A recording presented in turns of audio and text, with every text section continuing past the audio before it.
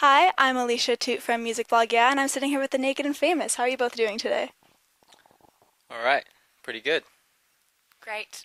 All right, I'm glad to hear it. So we know that you're playing across Canada and you have some American shows. How's the tour been going so far for you? Very good. It started out a little shaky because we were just we haven't played for like a year and a half or maybe even longer. But yeah, it feels natural now. It feels like back to where it was when we stopped touring Passively Aggressive You. Yeah, it's like Tom said, it's been shaky, but I feel like we've ironed out all the kinks that we had at the beginning and we found our rhythm again, so that's great. I'm glad to hear that. And earlier this month, a member of the band, not sure which, but it was through Facebook, he said, "We love being on tour." So what would you say are the pros and cons of touring for you? I mean, I think the obvious pros being promotion of a body of work, which is that's for us, that is the reason to tour. We wrote and recorded an album that we spent a good few years working on, and the live performance is to get people excited about these new songs and to get the music out there. But, then there's all the other little extra things that come along with it. It's a load of fun. You get to go around the world and meet lots of strangers like yourself, and, that's really fun too.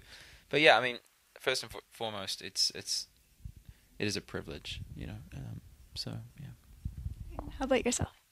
Yeah, I was just saying, like Tom said, there aren't really any cons because this kind of lifestyle is a privilege and we travel a lot and we play shows, so I couldn't complain. All right, and just speaking of touring, I know that you have some shows in 2014 with Imagine Dragons. That's such an incredible lineup. So what are you most looking forward to regarding that tour? Just the experience of playing in the huge venues that they play. I mean, they're going to be doing arenas, and that's kind of scary. But I'm really excited, so yeah, I have no idea what to expect. Yeah. All right, what she said. And I just have one last tour question for you. What's the funniest thing to happen to the band while on tour? God, I'm not sure. It's quite difficult to answer like favorite and most or best is anything with an est on the end. Those questions are often difficult because it's like I don't know. Funny crap happens to me every single day. I'll probably trip out of this. I trip up on the way out of this room, so I don't know.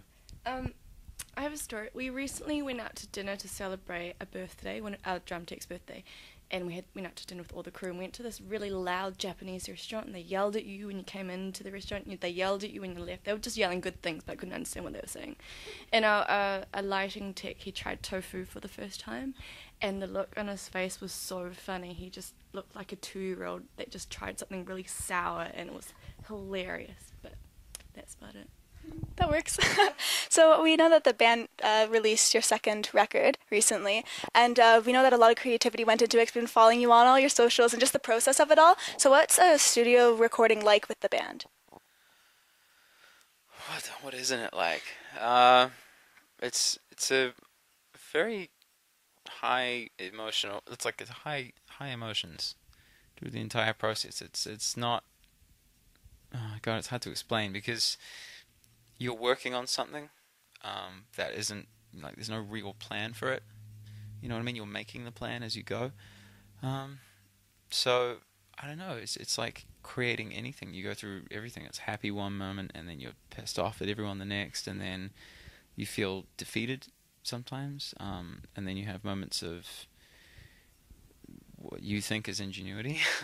So it's just constantly up and down.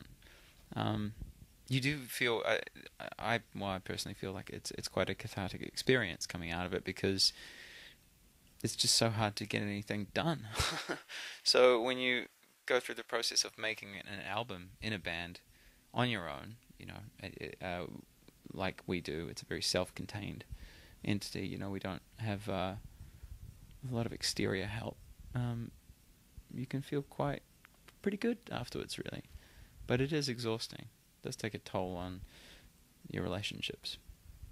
And after all the effort that you actually put into the record, what are your thoughts on it now there's been like a little bit of time to reflect on it? Still not enough time. Not enough yet. No, I won't. I don't think. I mean, I'm very happy, very proud of it.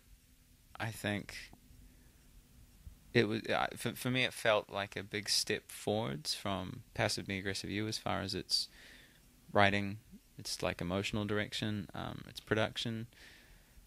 I do think I feel like I've achieved something, and I feel like as a band we have all achieved something together, which is it's quite validating, and it's nice because I feel as though people have informed us that they feel that as well. The way fans have responded and the way like a few critics and whatever have commented on the record. So yeah.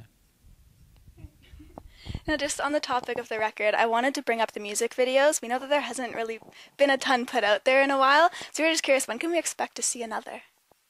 Oh, soon, very soon, I hope. I don't really know at this stage when the next one will be finished, but it's in the works. Yeah.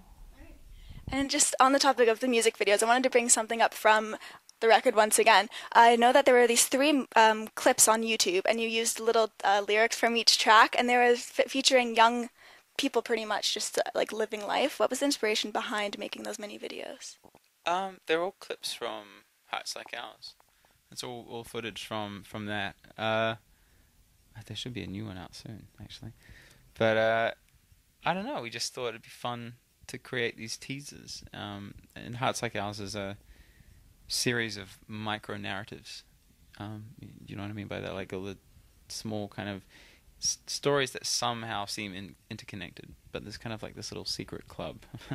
You don't really quite understand what's happening, but and they felt, I guess, Cam Hooper, the director, just felt like these micro stories were intriguing enough to create these tiny little vignettes, and we thought it was a fun way to tease people about what the record was going to sound like, and I think it worked. Yeah, from personal experience, I remember watching each one as they came out, and it was attractive, especially the way they were shot. Like, I loved watching them, so it did work in my opinion. And we were just talking about videos, but I also know that your music's been featured in a couple of films and TV shows. So if you could have your music featured in any show, which would you choose? TV shows? Would have been Breaking Bad. Did we ever get Breaking Bad? Yeah, we did. Oh, we got Breaking Bad. It was on someone wakes up and it's on a radio. So take that off the list. Walt, there's a scene where Walt Jr. is waking up from his sleep, and Youngblood is his alarm clock radio song. Yeah. Wow.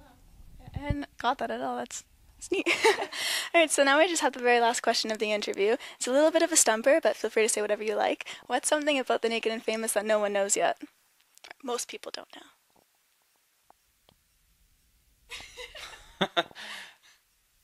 If I told you, then everyone would know. All right, we do have an alternative. What's the best part of being in the band? Being in the band. Being in the band? Yeah, that's definitely the best part, I think. Yeah, it's great to be in a band. It's great to be in the Naked and Famous. It's a lot of fun. All right, well, I'm glad to hear it. So that was the last question of the interview. Once again, I am Alicia Tu from Music Blog, and this is our interview with the Naked and Famous. Thanks for speaking with us today, guys. Bye-bye.